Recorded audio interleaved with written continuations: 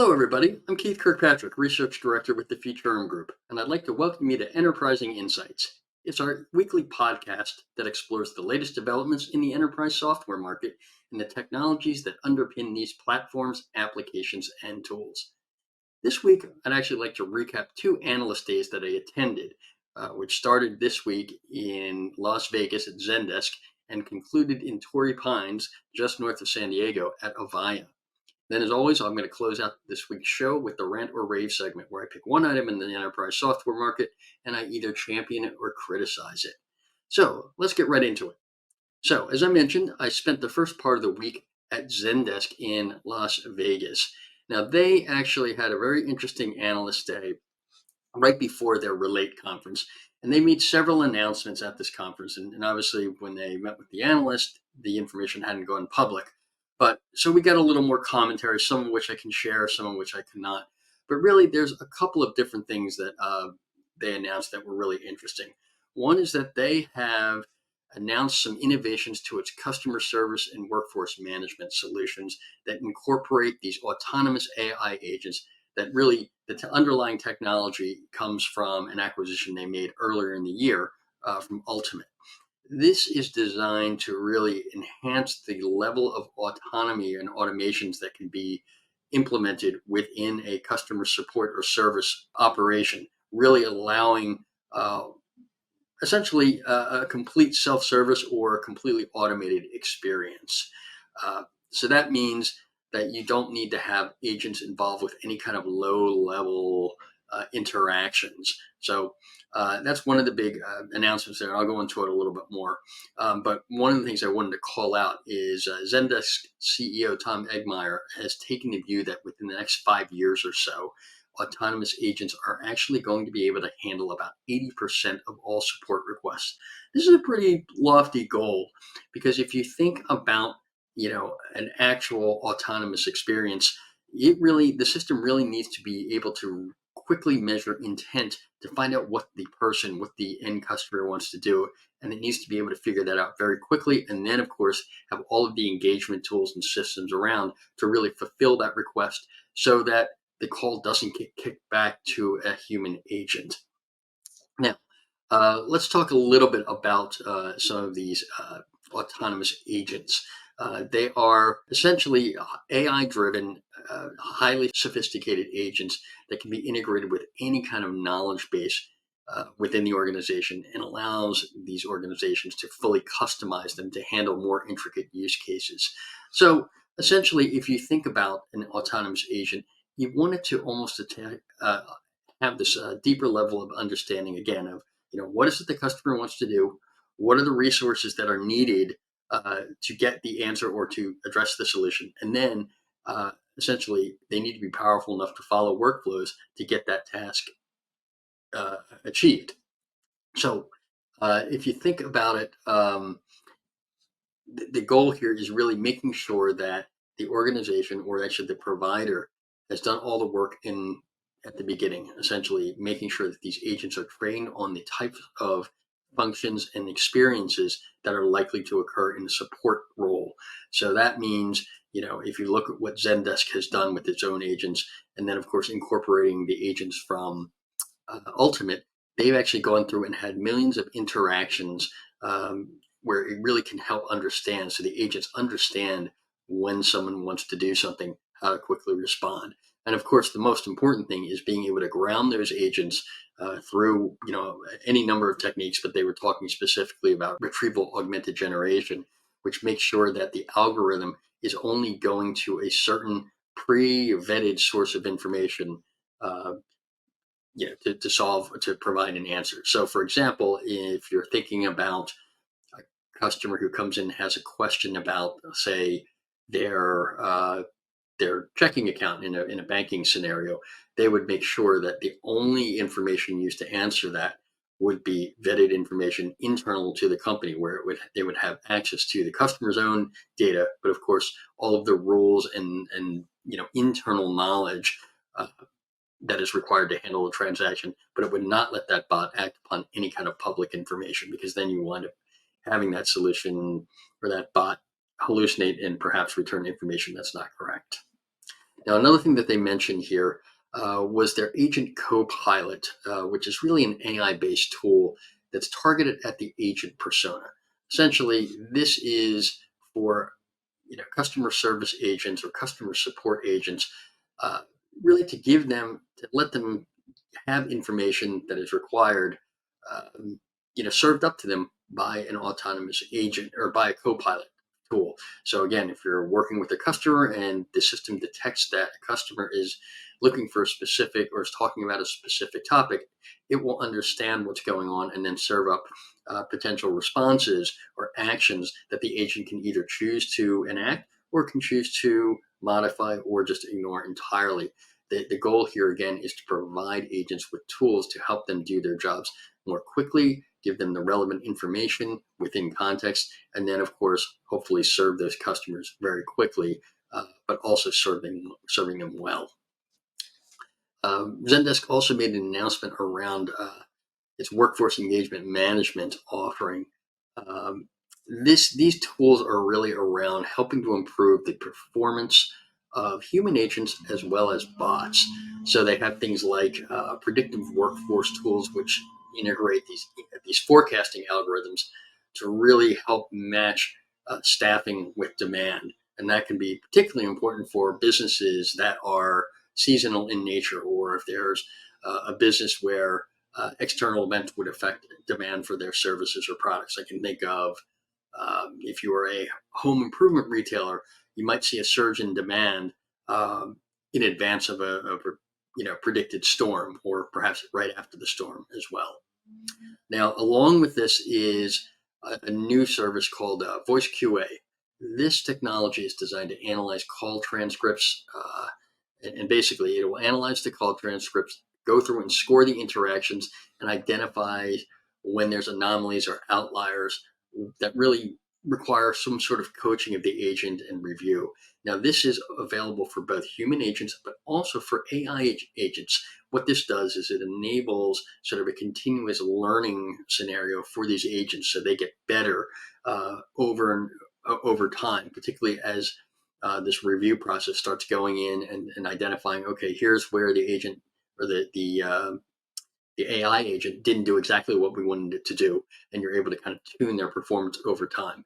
Again, this is a real improvement over the previous way that a lot of organizations did QA, where I think it was something like maybe less than 2% of all interactions are ever really reviewed through manual processes, because there's just not enough not enough worker power and time to do it, and it can be very expensive. But by using AI to do that, to examine transcripts, that's a way to really improve customer experience and really help out, both live agents, human agents, as well as the bots that are increasingly being used to provide frontline customer support and service.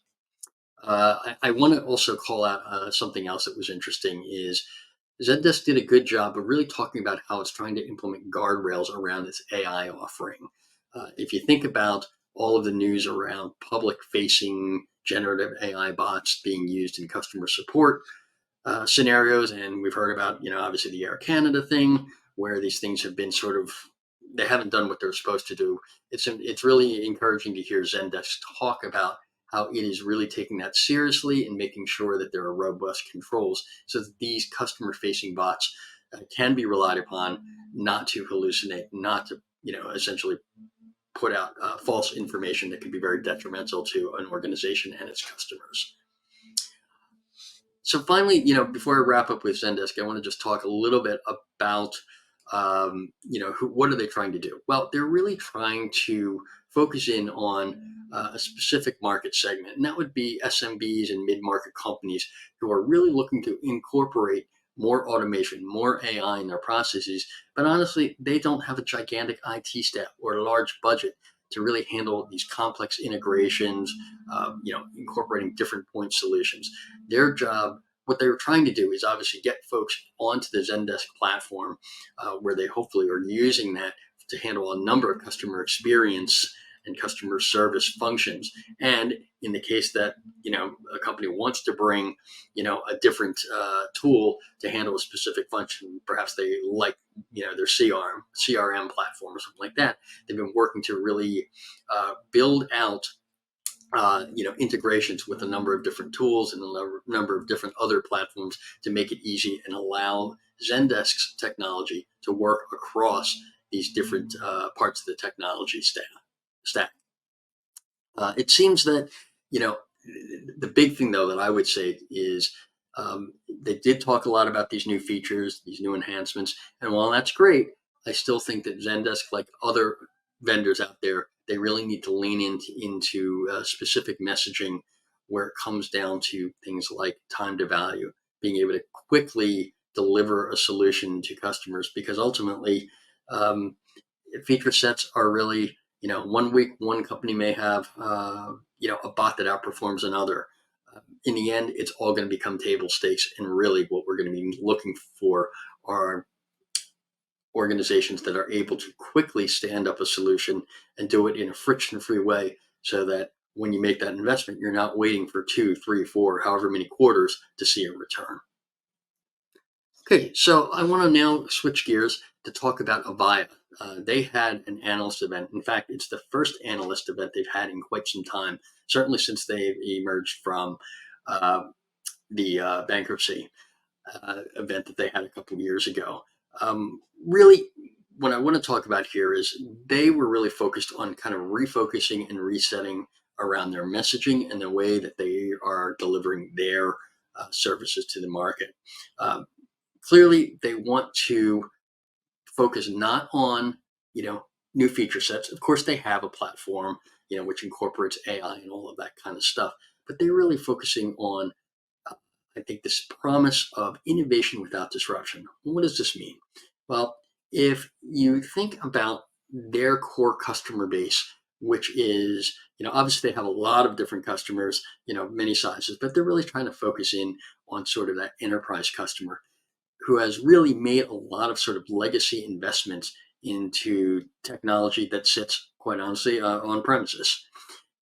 Their belief is that even though everyone's talked about, hey, we should move to the cloud, you can do all some sorts of neat stuff with AI and everything else, really, it is unrealistic to expect that companies of a certain size and scale, who have made these, large investments into on-premise contact center technology, are going to simply rip it all out and move to another solution. So their focus is on, basically looking at a way to provide this new functionality, on top of or adjacent to, in a hybrid environment, an on-premise solution, with the option of eventually moving more functions and more technology to the cloud over time, if that's what their customer wants. This is pretty interesting because if you think of the messaging that's been going around about the cloud, there are vendors that are heavily, pushing organizations to the cloud, saying that the only way you can really incorporate new technology is to have an entire lift and shift strategy. Avaya says no, that is not what they're going to need to do. So they have actually announced an enhanced and redefined platform called the Avaya Experience Platform. So this really is basically the design here is to let customers choose their own solution deployment path, whether it's on-prem, in a private cloud, public cloud, or most likely in some sort of a hybrid deployment combination. This is interesting because they're also talking about, being sort of the glue or the orchestration partner, that will allow organizations to pull other solutions that they might prefer for, say collaboration or for messaging or what have you, and really saying, look, we want to be the organization or the vendor that really, lets you focus on your business goals, and then, we'll do everything we can to support that, your choice in terms of, what other solutions you want to use. So it's a really interesting message. I wish I could talk a little more about them, and I will be able to over time, but I know that a lot of the information presented was under NDA, and I don't want to break any of that. But I will say, though, it was interesting to hear their strategy about how they were looking at the market, how they were looking at what they've done in the past that hadn't worked, and what their plan is for the future. I think the key takeaway for me is obviously they need to lean in and really have the customers that have stuck with them, you know, also talking about why they're staying with Avaya, why they still have the ability to deliver on the promises that they're making in terms of functionality, in terms of delivering value. So it'll be interesting to see over the next coming months and years how they do that. But it was certainly an interesting event, and one where I think they're really, hopefully, are setting themselves up for success moving forward. So, with that, I'm going to wrap up the main part of the show and talk and move on to our rant or rave segment here. Today, I have a rant, and this is not an enterprise applications rant, but it is a customer experience rant. And of course, we're going to go back to our favorite punching bag, and that, of course, is the airline industry. Now, I think there's no secret that there are disruptions that are beyond the airline's controls, weather events in particular, or demand issues, that sort of thing. But I want to call out something. I was on a flight, it was actually about a week ago, where there was a problem. They had started to board us, and then at a certain point, they stopped boarding and made an announcement over the PA saying they're having a problem with a system in the cockpit, and they made everyone get off. And they were not able to, for the next hour, be able to provide us with any information. Finally, I guess they must have solved the problem, but the announcement came over these PA where the gate agent basically said, now we're ready to board, but please, everybody, we need to board very, very quickly, because if we don't move soon, the crew is going to time out. They're going to go past their mandatory number of hours that they can work, within a given period. I think I understand why they may, want to be transparent about that. But I think the problem, of course, is there is it's almost like it's putting, their issue on the burden of the customer, saying you need to hurry up, rush, get on board, or of course, you're going to wind up in an even bigger problem. What I think needs to happen, and I know it's a challenge for the industry, and this is why hopefully many airliners out there, I know they're trying to do things like incorporate more advanced workforce management solutions to better balance demand, manage contingencies, all of that kind of stuff with crews. Because when you have a solution like that, if they had whatever, if they weren't able to board the airplane on time and we weren't able to get off the ground, it would have created yet another customer experience headache, having to rebook people on different flights. And then you have to bring in a whole nother crew.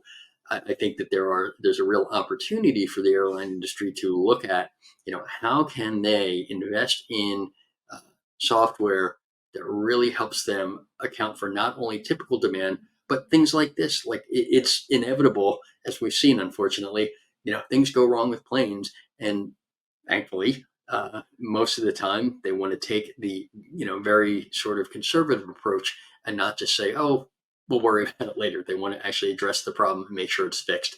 I just think that there has to be, when we think about customer experience, there needs to be something done on the back end to cover for those contingencies without publicly putting it on to their customers, saying you need to hurry up and quickly board and get your stuff up into the overhead bins really quickly. And if you don't do it, then we're going to be delayed. And I think that's my my rant for the week. Again, it's more of a messaging issue on one hand, but it's also sort of a back end software issue on the other, in terms of figuring out, understanding you're going to have disruptions. How do you do that? How do you utilize technology to plan for it, and then quickly set up a contingency plan that can be enacted without much of a hassle? All right, that's all the time I have today. So I want to thank you all for joining me here on this relatively short episode of Enterprising Insights.